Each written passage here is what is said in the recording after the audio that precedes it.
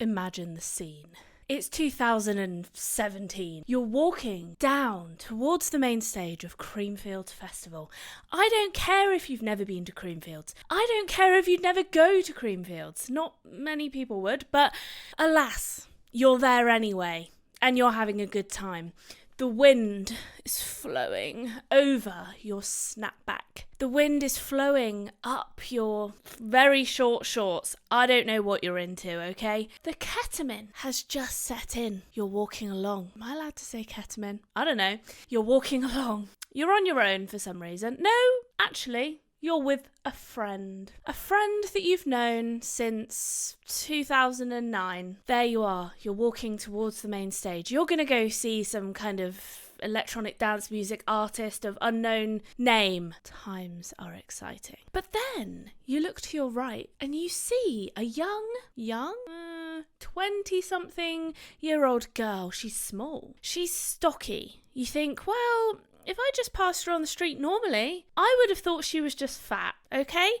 But upon her shoulders is a large, and when I say large, I mean double her height, a very large indeed, male. He is stocky. He is double the volume of this young girl, yet he sits upon her shoulders as if nothing is a problem for her. You think, wow, maybe she's not just fat. Maybe she's skilled. Because that is a true story, my friends. That is a story that actually happened. I was the small girl. I still am the small girl. People look at me and they think, she's probably just a little bit fluffy. She's just a little small girl who's fluffy. Well, no, I'm actually solid build, according to the body tracks, body scanner. Solid build, that's what they call me. But I was a standard muscular, I think. Wait, was I? Basically, I have a lot of muscle, but it's covered by a moderate amount of fat at the same time. The issue is you're a bit confused. You're like, is she just fat or is she muscly as well? I don't know. It's all very confusing. But that's been my whole life, friends. I'm telling you, my whole life. Because today I want to explain to you, give you a story and just uncover my story of when I don't want to call myself a professional athlete. That might be going a little bit too far. But I was a sponsored athlete. Whether you can say that's professional or not, technically I was paid for it. So when I was a sponsored athlete, you might be thinking, wonder what Dawn did. Well, we're going to get into it. We're going to explain the process and we're going to explain why I left, because I don't do it anymore. You might have been able to tell from my increasing fat percentage over time. You also might not have been able to tell because I gave it up before I started YouTube. So let's get into my story. Whether you care or not, it might just be a fun story, you know? Might just have a good time. To be honest, not many people know this about me, so I'm revealing some fucking facts right now. Some secrets. The people that know it about me are the people that are close to me. And the point is that it's not that I keep it a secret, but I am very unsuspecting. As in, you look at me and you think, that girl does not look athletic whatsoever. I've got it hidden. It's hidden beneath my fat. Look, okay, I'm 5'1". 155 centimetres for the metric view of you. I'm short. My dad has always said to me, you're big boned. Well, I'm sorry, but big boned isn't a thing. I'm genetically big muscle. That's what I am. In fact, I measured myself on the body track scanner the other day. You might think, what the fuck is a body track scanner? It's that thing where it sends that electric thing through you and you go, it doesn't hurt. So I don't know why I pretended like it did, but it sends some kind of current through you and it measures how much fat muscle you have, whatever. Despite still being a bit chubby, I'm just showing you my abdomen for those who are just listening. Despite being a bit chubby, I do actually hold quite a bit of muscle. It's surprising, I know. I hold 55 kilograms, which is a lot. I think it's almost, maybe 8 or 9 stone in only muscle. Now, obviously, that includes probably my heart and shit like that. But that's a lot. Well over half my body weight is muscle. I can't even believe it. So I get hot very easily. I'm walking around, my muscles heat up, and I'm just sitting here and I'm sweating. But there we go. I'm being rather animated, I suppose. And it's a hot room and I can't open the windows because then you'll hear the cars. So, yeah, let's start from the beginning. Let's go. I've done a lot of sports throughout the years. I like to excel at everything I do. It's a problem. It's a blessing and a curse. Mainly a curse. Because guess what, Dawn? You're not going to excel at everything. You're not going to be a professional basketball player, are you? No, absolutely not. Because I did meet some basketball players once, and I was at a concerning height to them, being male, if you know what I mean. And it was very odd. But my dad used to do like ultra marathons. Don't ask me why. I don't understand it either. He did like, I don't know if you call them ultra marathons, but like 50-mile races, running. And he was into a lot of sports, blah, blah, blah. He did a lot of marathons. He did a lot of long distance running until he was like 75. Till recently. As a result, I also ran. I am not built for running. Not long distance running. You don't see me and Mo Farah looking like pals, do you? Right? Because he is probably about 3 kilos and I'm like 300. I'm not made for running, but I am made for fast. Am I? My dad always said I was very strong. I've got very wide feet. They are huge. Don't question it. It's just a fact. And I am low to the ground, so I'm just good at lifting things. You know, like they say Michael Phelps is basically born to swim, while I'm basically born to pick things up off the ground. Great. What a skill. I've written all the sports that I did down here. Competitively, I'd like to point out. I didn't just do them like casually. I competed in all of these. A concerning amount of competitions. I tried my hand at everything. And yet, now I talked about this in my Why I'm Fat and You're Not podcast episode. Go have a listen. I have done sports all my life. Yes, I've always been fat. And you will understand what I mean. Oh dear, microphone, I just pulled it down and it hit me in the face. You'll understand what I mean when I describe to you how many sports I did, because it was a lot. Okay, so I ran. I run? I did run competitively, right? I did athletic. I did like sprinting. I did hurdles. I did relay races. Now, I'm not saying I did these at extremely high level. You know, I was never on my way to the Olympics, but I did them in sport county level.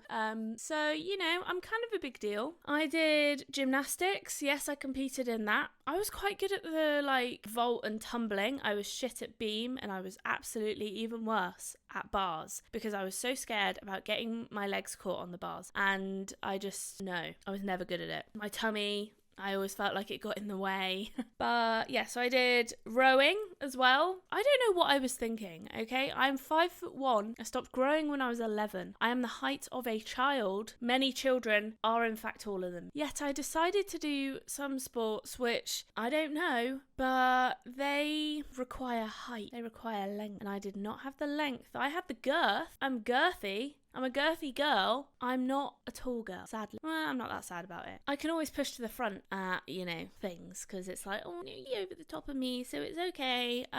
Feel sorry for me because I'm a small little girl. Well, it would be good if I didn't front, wouldn't it? It would be good if I was just tall. But then I do get my pick of men, because I can go for anybody who's over 5'2", really, and that is most men. Probably 99% of men. Okay, Dawn, you're going off topic. Right. I did athletics. Now, I did athletics competitively. Yes, I was quite good at it, actually. I did pretty much all the athletics you can think of. 800 metres, 400 metres, 1600 metres, long jump. Didn't do high jump, for obvious reasons already explained multiple times. New hand. I did do a bit of javelin. I never competed in it. I did shot put. I did compete in that because there was no one else to do it, so I had to do it. I did hurdles, 100 meters. I tried pole vaulting once. Quite fun. Never competed. And I want to say that might be it. Oh, I never did like triple jump. No.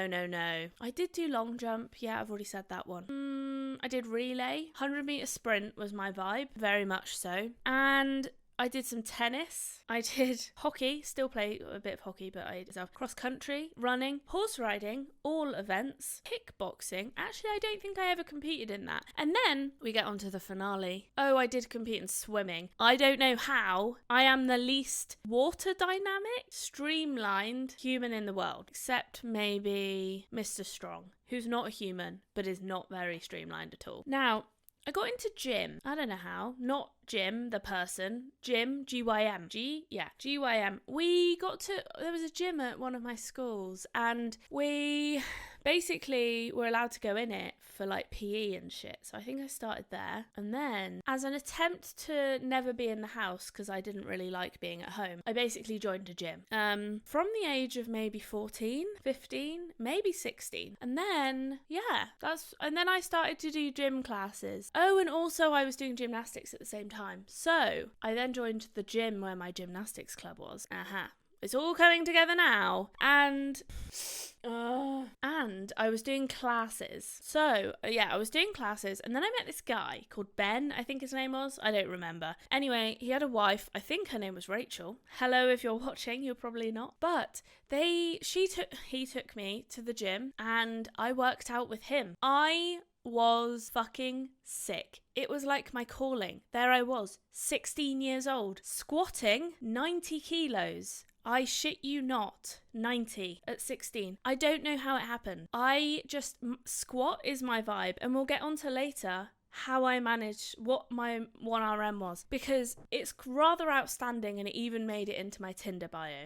I say no more until later. So, I worked out with Ben, and then I met a lot of personal trainers in the gym. Went on a date with one, did not vibe, and then I just worked out with them. I don't know. I just worked out with them. I did like bodybuilding for a bit, like not competitively, but just the bodybuilding kind of vibe. Then I went to uni, and I started at a bodybuilding, like a kind of grungy gym, like black walls, proper metal plates that rattle and dust, and men with their tops off posing under the spotlight being like and like gym bros, and they sell like protein shakes in the corner, and there's like a little seating area where you all hang out and have a good time. Anyway, that was the kind of gym I went to, and I met this guy there. Don't know how, but I met him, and he was like, damn girl, you strong. He literally did not sound like that whatsoever. Damn girl, you strong.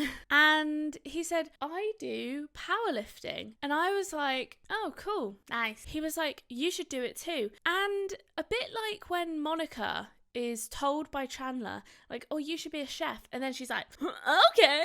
That was me. I was like, okay. And I just did it. And I started doing that. And to be honest, I don't want to fucking blow my own trumpet here, but I was very good at it. The issue was I was very good at it, and there wasn't a lot of competition. So I won every competition that I did. That makes me sound stuck up, but that's not the way I want it to come across. Intention is important there. And so I won now the thing to know about powerlifting is that there's different like unions, and I think there's like 3. So you join one, and then you don't compete against everyone who's in the other unions. So it's like you're only competing against people that are in that union. That is kind of the issue. Whereas other sports, there's like one, thing that you all compete in, and the competition is much higher. Now, I wasn't going to go around all the unions and be like, well, I won in all the unions, because I just, nah. And so I won the regional ones. I won the national ones, like the British. I then went internationally, and I won the international competition. Now, I never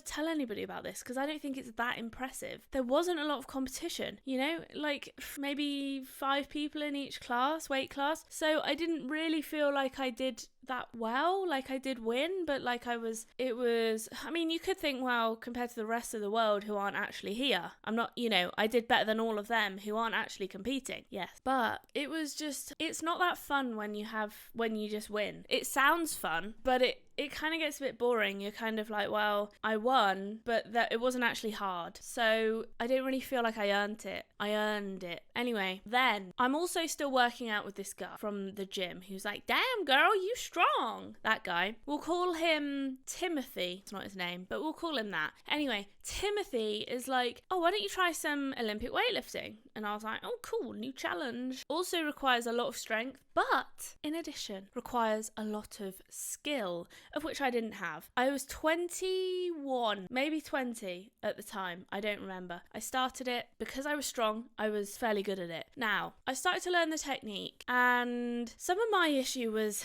with my weight, because you have to be within a certain weight category, and I started in a weight category that was fine, and then I don't know, I always had issues. Like, at one point I was 100 grams over at a competition. I won the competition, but I wasn't allowed to win because technically I was 100. Was I 100 or 400? It wasn't a lot. I was like 100 grams over my weight, and I was like, fuck! And it was so sad because I think that was like the junior British championships or something, and I didn't fucking win it because I was 100 grams over my weight, and I literally couldn't do anything about it. I tried moving around the scales.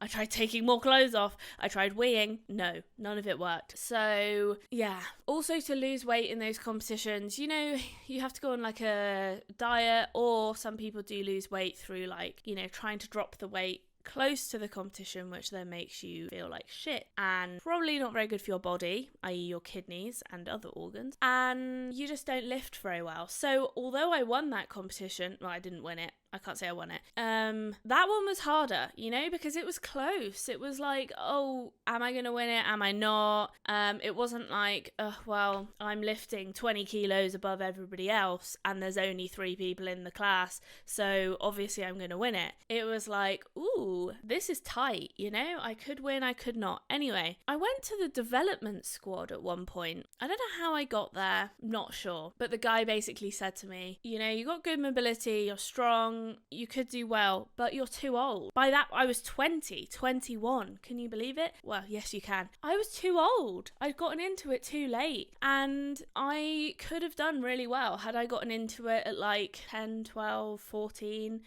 because the people they had in the development squad were like 16, 15. I was 20. 4 years in a sporting career is a lot. So there I was, too old. I was like a fucking OAP. They were like, yeah, sorry, you can't come back. I was like, great, excellent, because they could have taught me lots of things. I travelled across the country to get like good coaching and stuff. I did have a coach, but he was in London and I was in Plymouth, so I went there a couple of times.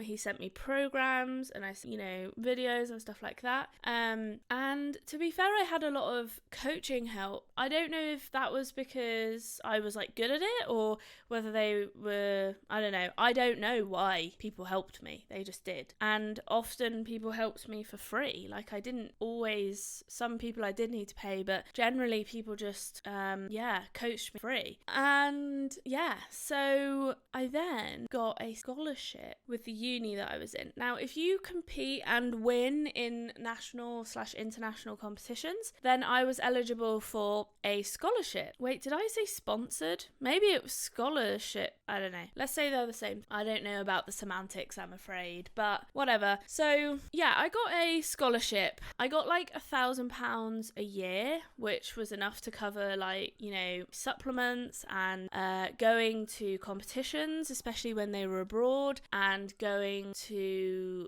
paying for hotels and stuff. And I was a student, so £1,000 was a lot to me. So yeah, that helped. I got £1,000 a year. I think it was for something like 3 years actually, because I started in second year. So yeah, I would have been like 20. When I was a sponsored scholar, I don't know. I'm going to say sponsored because I don't know. When I was a sponsored athlete, I guess I was sponsored by the uni, so that's kind of right.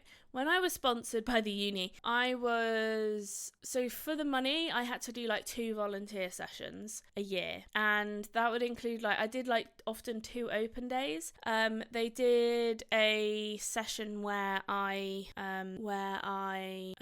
came and took photos of me in the gym. It was like a proper fucking photo shoot. They had lighting, they had a professional photographer. That was pretty cool. And yeah, the gym that I was at were, I don't want to say they sponsored me, but they kind of did. They like sort of gave me free clothes as long as I wore them at like events and stuff like that. They gave me free coaching. I honestly don't know why people did this. Like, I look back and I'm like, I wasn't paying them, so I don't know what they got from it. I don't know. Or like maybe people would have been like, oh, I'll go to the same gym as Dawn because blah blah blah, she goes there, whatever.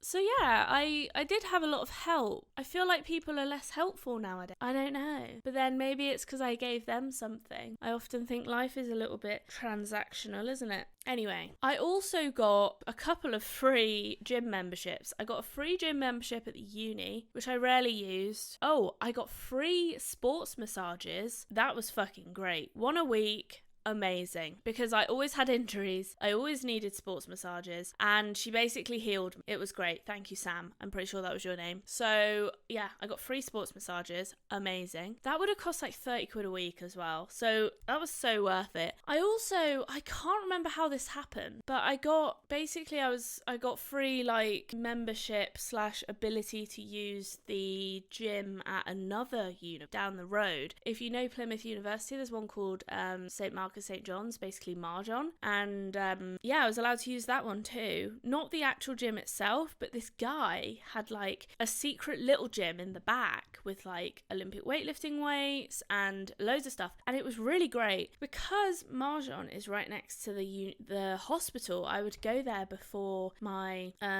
before going to uni basically, and it was amazing. I had like 4 gyms. I don't know how this happened. I had access to 4 gyms at one time. I got all this free shit and I got money, so that was great. I don't underestimate the value of all of this. The issue is I started to get more and more injured. Injury as an athlete is hard, okay? Obviously. So, you're relying on your body. I had this one particular injury. I had a few injuries. Number 1, I had a shoulder injury. I tore one of my rotator cuffs. Sorry, there was a burp in the middle of that. Sorry again. I tore one of my rotator. It was out for ages. Now I couldn't put my hand over my head to Olympic weightlift. I can now, thankfully. Yay!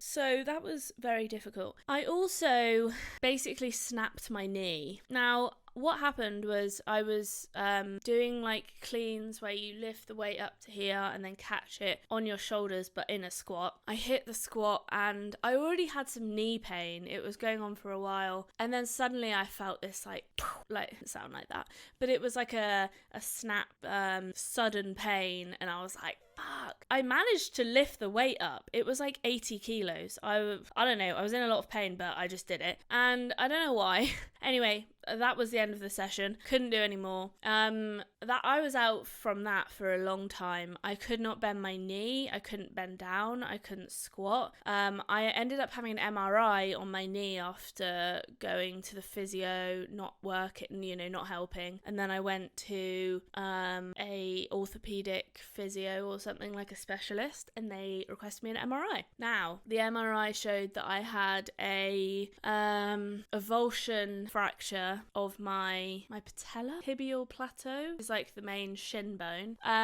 Not my patella. Yeah. I had a avulsion fracture, which is basically where the bone is pulled off of itself and still attached to the tendon. I had a lot of patella tendonitis, which the tendon that was pulled the bone off, and that was a bad time. It healed on its own, didn't need surgery or anything, but it took a long time, took months. I was kind of done with all of these injuries, I've been doing it for 3 years. I had all these injuries that were like setting me back. I'd already come into it late because people are like, oh, why did you leave? Why did you stop doing it? Look, when you've had some really severe injuries like that, and realistically, I wasn't high enough that people were gonna give me intense physio and intense rehab and stuff like that. It wasn't like I'm like, let's go back to Mo Farah. I'm Mo Farah and I'm gonna, this is my job. I was at university and this was like, I wanted to do well at sports, but it was never going to be my long-term career. There's not really much money in Olympic weightlifting anyway, and I'd already come into it late and been told that I was too old, basically. So, I started to get into CrossFit, which is basically like an amalgamation of weightlifting and cardio stuff, kind of. CrossFit, it's got a bad rep, but it's pretty good. Because the problem was I was very good at 1 rep maxes, but I tried to walk up some stairs and I was huffing and puffing and I blew the house down at one point. I was I found it really hard to just walk up a flight of stairs. And I was like, I want to be fit. I don't just want to be like strong. I want to be able to walk and run around. So I started CrossFit, and I still was Olympic weightlifting, but the problem is you lose strength if you start doing cardio as well. So, you know, it was kind of at that point where I was like, I kept going until the end of 5th year because I was sponsored. So I was like, well, I guess I kind of have to. And then as soon as I left uni, I just didn't compete in weightlifting or powerlifting more. I was like, I'm done. I'm done with being injured. I don't want any more significant injuries. It's a lot to put your body through. You know, your body can cope at that age, but I was just like, you know, it's a lot of weight going through my body. By the way, my squat was 165 kilos. I don't know what that is in pounds. Let me work it out for you. 2.2 times 2. 363 pounds. It's fucking loads. It's like 2 adults, right? 2 male adults average. And it was a lot. And just think, that's all going through, you know, I had very strong bones, but I was just thinking about my back. You know, I didn't want back problems when I was older. I was already starting to get some niggles in my back. I had my knee problem. I had my shoulder problem, which had gotten better, but I was still like, back is quite significant. So I wanted to be fitter just for my own personal health. And yeah, that's when I did I don't think I did. I did one competition. It was on the beat. Pretty cool. And yeah, that was fine for me. I was never going to be amazing at CrossFit because I just don't have I probably do have the body for it. The thing is, right, you might say, well, why don't you just compete in CrossFit then? You have to, the problem is, I like to be fucking amazing at everything I do, somewhat. I find it hard to do a sport and be like, you know, if I'm like 75% of the way to the top, I kind of want to get top. I don't just want to sit at the 75. I'm happy playing hockey, tennis, where I'm almost, you know, I'm basically at the bottom, and that's kind of fine for me. I'm like, I'm not striving to be the top of those sports because it's never going to happen. I don't have the skill or, you know, stuff like that for tennis and hockey. I play them for fun. Whereas when you're kind of pretty good at something, you kind of want to, you're like, well, why can't I just go the extra way? And to go that extra that 25% extra, you have to commit. Like, there's a big difference between being 75% of the way there and 100% of the way there. It's committing. It's the difference between, you know, having a full-time job and doing it on the side and being just naturally good at it obviously helps. And then it's like you know, stopping your full-time job, making this your life, coming like a professional at it, and literally you know, you're exercising for like 8 hours a day. It's a big step to like go to, and I was obviously just never going to be able to do that in CrossFit, especially because at the time that I started it, I was just starting to work as a doctor, and I don't do CrossFit anymore, not because I don't like it, but because the CrossFit gym membership is like £70 a month, maybe 50 if you're lucky. I already have a David Lloyd membership and it's got everything included. I don't then want to go to a CrossFit gym as well, because the thing with CrossFit gyms is they kind of become your second home. You're either in CrossFit like at least 3 times a week or more, usually more, or you're not in it at all. It's like this weird, you know, you don't just go like once a week or once a month or whatever. You can, obviously, but it's like this thing where you kind of commit everything, you know, it's like your social hub and your exercise hub. And yeah, anyway, I wanted to have like a swimming pool and do tennis and be a bit more casual about exercising, because my whole young adolescent life had been all about competitively training and lifting and things. So I was like, I'm quite keen just to take it, you know, exercise for fun now, not for, you know, to get somewhere. So I'm pretty sure that's my journey, you know. I never, by the way, I'll put this out there now, I never took steroids or drugs or anything. That's the other thing, is to get that extra 70 from 75 to 25%. There might be some performance enhancing drugs in there along the way, and I was not willing to take those. Now, I did take creatine, which technically is a performance enhancing drug, but it's not illegal. I took protein, I took like BCAAs, which branched chain amino acids, which are just like protein for your muscles to absorb during the workout, and I took, like just general supplements like multivitamin, cod liver oil, like omega-3 and stuff, and I also took pre-workouts, but that's it. As in, I didn't take like steroids or testosterone or growth hormone or anything like that, or I don't know if there's any more. Tren, I think that was another one that I heard floating about. And I do think, it looks to me as if people at the top of their game, whether they say they're doing PEDs or not, performance and drugs, whether they say they're doing them or not, I do question, can you ever get that far without them? Just saying. I don't know. I know people that did them. They weren't competing in the sports that I was competing in. I'm not even sure they were competing. They were just doing it for like looks and for ego, I suppose. But yeah, I wasn't into like doing drugs, not those kind of drugs anyway. You know what I mean? So yeah, I hope you've kind of enjoyed that story. It's a story that people don't really know about me. Thought I'd say. I don't know why, but I just fancied it, I thought it's an interesting story. I love stories. I love story time. Stories are just fucking sick, aren't they? So expect to hear a few more stories intertwined with beautiful knowledge enhancing information from my end. I also, guys, I want to apologise. If you've listened to the end, thanks very, very much. Love ya. I want to apologise for not uploading for the last week or so. It's been about a week and a half. Basically, I did a big fuckaroo, right? I've worked, I don't know, I didn't count it, but it's at least 80 hours in 1 week. It was insane. It was painful. Oh boy. I've spent the last 2 days recovering. I was going to upload on Monday. Didn't. Too dead. And I've spent the last 2 days, it's now Wednesday, so this is going to go out tomorrow, but I spent the last 2 days just lying around, just existing, and I've been loving it. Usually I feel guilty for not doing anything, but I'm like, it's okay. No one's paying me to do the podcast. I do it for fun. I do it because I like it. I do it because I like talking to you guys. I do it because I want to help people. No one's paying me, so, no one's sponsoring me, so it's fine if I don't upload. But obviously I want to apologise for not uploading, because some people might have been waiting for it, being like, oh, where's Dawn been? I don't fucking know. Look, I just did not have the energy. I did not have the time. I spent as much time as I could sleeping, and when, I just mistakenly booked like 7 days in a row of work, and it was a big regret of mine, but alas, we live to tell the tale. So I do apologise. You might not care,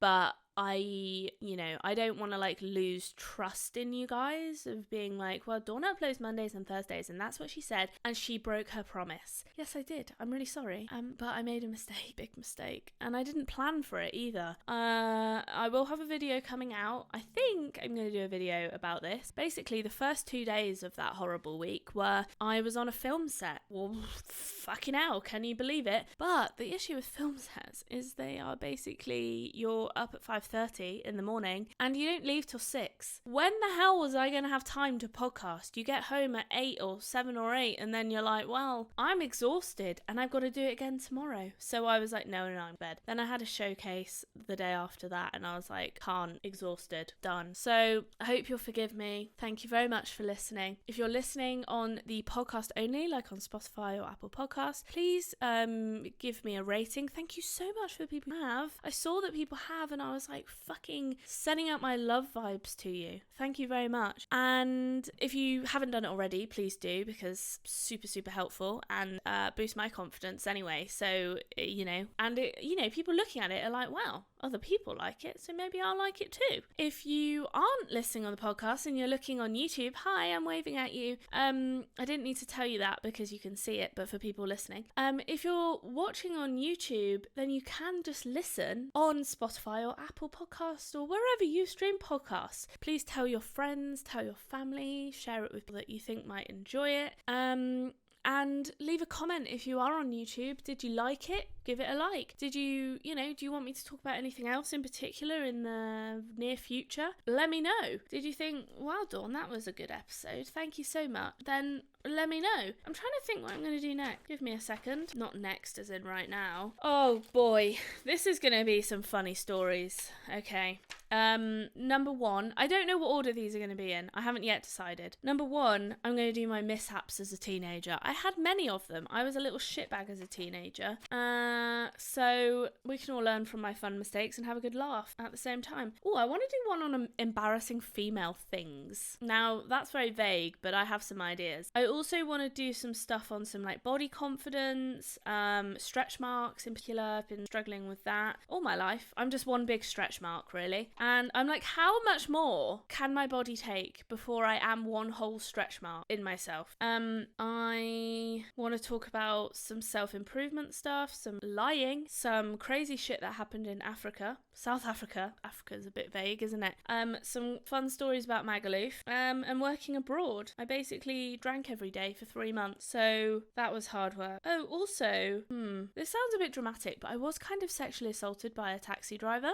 I was going to do a story on that. It's okay. I'm fine. I recovered from it. But if you want to classify it into a term, it would be sexual assault. So I've just fucking dropped a bomb right there. Oh, by the way, if you're wondering what my lifts are, actually, just say, Dawn, what are your lifts? What were your max lifts in the comments down below and I'll answer. Alright, thanks so much for listening, guys. I've got to go to improv because I'm a fucking acting bitch. I need to go and improve my comedy skills and my improvisation because who doesn't need to do that? I do. Okay, I'll see you Mondays and Thursdays. I'll see you on Monday. Bye. Love you.